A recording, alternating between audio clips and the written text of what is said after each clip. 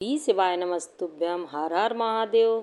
छत्तीसगढ़ राज्य के कोरबा में सावन के पवित्र महीने में पहली श्री शिव महापुराण कथा श्री सावन शिव महापुराण कथा 12 जुलाई से शुरू हो गई है, जो कि 18 जुलाई तक रोज़ दोपहर 1 बजे से 4 बजे तक आस्था चैनल और यूट्यूब के माध्यम से देखी जा सकती है। आज की कथा में गुरुजी ने बड़े से बड़े कर्ज से मुक्ति के लिए सारनाथ महादेव से जुड़े 2 नए उपाय बताए हैं। ये ऐसे उपाय हैं जिन्हें आप कभी भी कर सकते हैं, लेकिन कल 16 जुलाई सावन के इस पावन महीने में ज़रूर करें।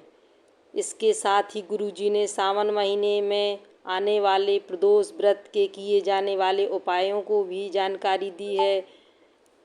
अगर आप किसी भी वजह से आज की कथा नहीं सुन पाए हैं तो पूरी कथा का सार आप इस छोटे से वीडियो में जान सकते हैं। आइए तो अब बढ़ते हैं आज की कथा की पहली जानकारी। गुरुजी ने कहा, आज के समय में रिश्तों में ध्यान नहीं दिया जा रहा है। पति पत्नी को कभी भी ऐसा शब्द नहीं बोलना चाहिए जिससे एक दूसरे को बुरा लगे।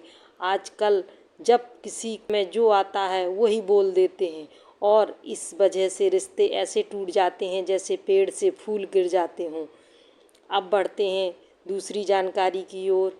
चित्रलेखा जी कोरबा से पत्र लेकर आई हैं। वो लिखती हैं, मैं दोनों पैर से विकलांग हूँ। शादी को 9 साल हो गए थे, लेकिन संतान का सुख नहीं था क्योंकि मेरे पाँव नहीं हैं।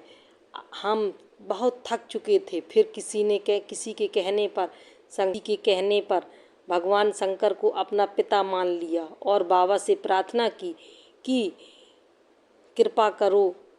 सब ताने देते हैं भोलेनाथ। मेरी प्रार्थना सुन ली और 9 साल बाद संतान सुख की प्राप्ति हुई है।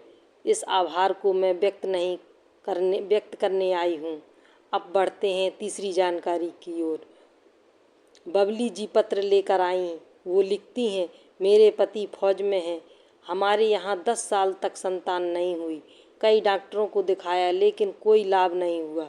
फिर मेरी दीदी और जीजा जी ने आपकी कथा सुनने को कहा और बताया सफ़ेद आंकड़े की जड़ का प्रयोग करें और भोलेनाथ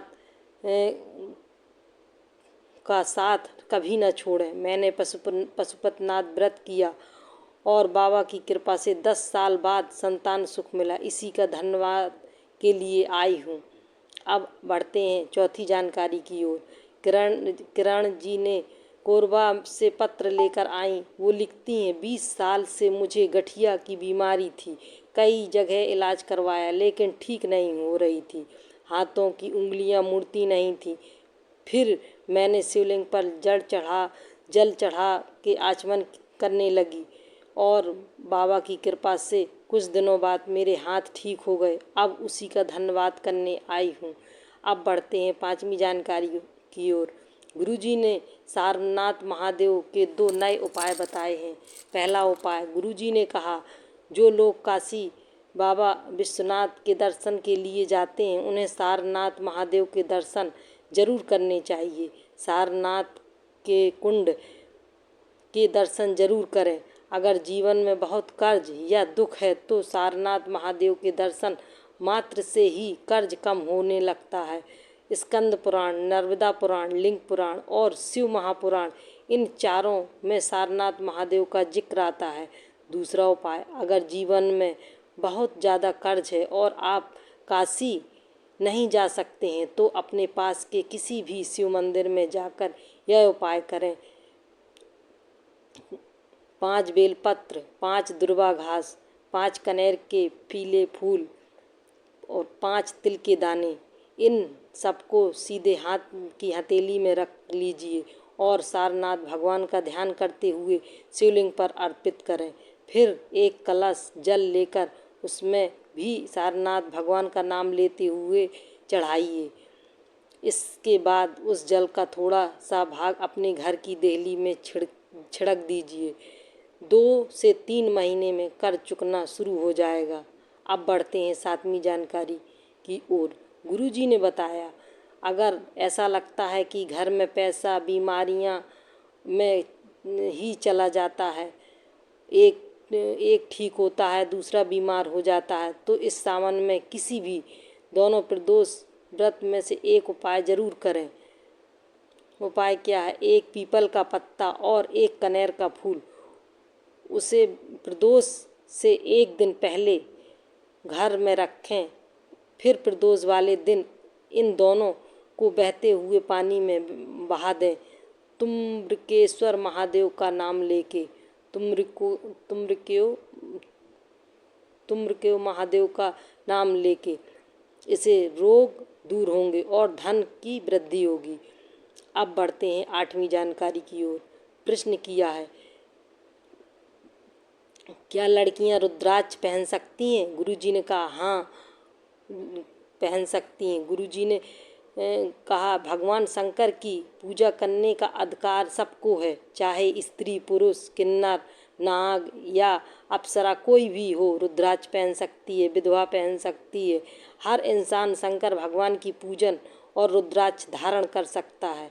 आगे बढ़ते हैं 9वीं जानकारी की ओर। गुरुजी ने कहा, क्रोध पर नियंत्रण रखना जरूरी है। जिन लोगों के साथ आप रहते हैं उनके प्रति स्नेह रखें।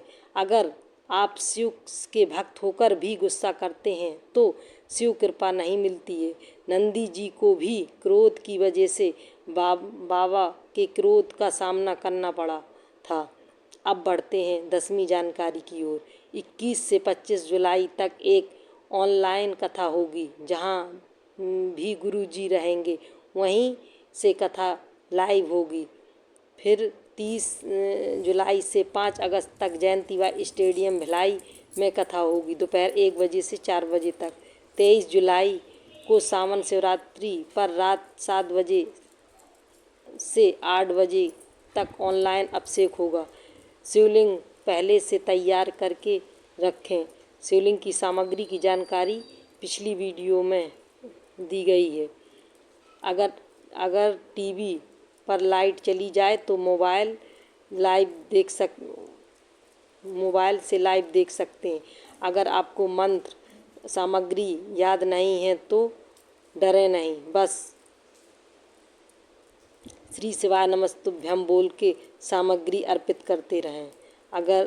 और 6 अगस्त को सीहोर से कांवड़ यात्रा होगी, सुबह 9 बजे से सिवनी नदी के तट से कुबेरेश्वर धाम के लिए। हर हर महादेव। श्री शिवाय नमस्तुभ्यम। हर हर महादेव।